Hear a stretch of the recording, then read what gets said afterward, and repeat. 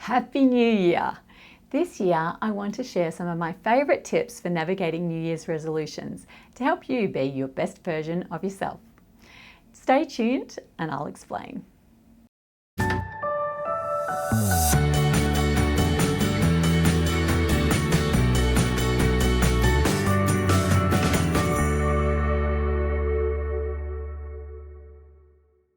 Hello, my name is Melanie and I'm a dietitian who specialises in nutrition throughout the first 1,000 days of life, from conception to toddlerhood, where it sets the foundations for the future health of your baby.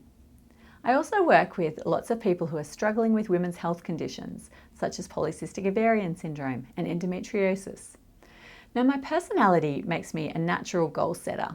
And I remember one post-Christmas party talking to a bunch of people and being astounded when many said that they didn't set New Year's resolutions. I've come to learn that we all have different personality types, and some of us are goal setters and others aren't, and that's okay. Now, whether or not you are a natural goal setter, you may enjoy a few of my favourite New Year's resolution tips. Tip number 1, try choosing a word or theme for the year. Especially if you're someone who tends to get overwhelmed by your goals, simplifying by choosing just one word can help you to know what to focus on. Of course, we always want everything done yesterday, but I've found that focusing on fewer things at a time helps me to achieve more. My health priority for last year was to get expert help, something that I'd been putting off doing as I was always too busy. My big theme for this year is going to be to get back into running, so we'll see how we go. Tip number 2, carve out some time to think about what you want to achieve. If you come up with your New Year's resolution at a party on New Year's Eve, the chances of you sticking to that goal are pretty low. Instead, pause this video and pop a time in your diary to go for a walk and really think about what you want to achieve in life and what you need to do to get there. Ready to have a baby? What steps do you need to take? Ready to finally confront your polycystic ovarian syndrome head on? Well, what will that look like for you?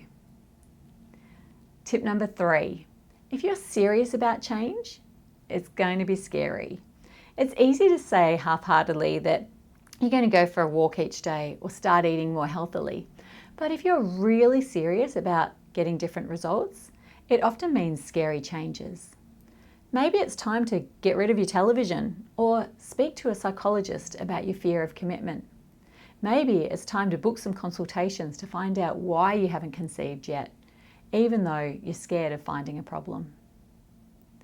And lastly, tip number 4, schedule key tasks throughout the year. The goal isn't a new week resolution, but a new year's resolution. Give yourself the year to make change, and that doesn't mean doing everything in the last month. By scheduling some tasks while you're motivated, you're much more likely to achieve your goals. For example, I'm planning to schedule some fun runs to keep me on track. I haven't done one since I was a student, but I know that it will help me keep accountable to my running goal. If you're trying to conceive or improve your diet, I'd recommend booking some consultations with a dietitian now to keep you accountable and on track. Our contact details are in the description box if you need them.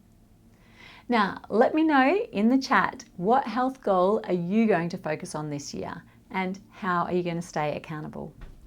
Have a happy and healthy year ahead, and I'll see you next year.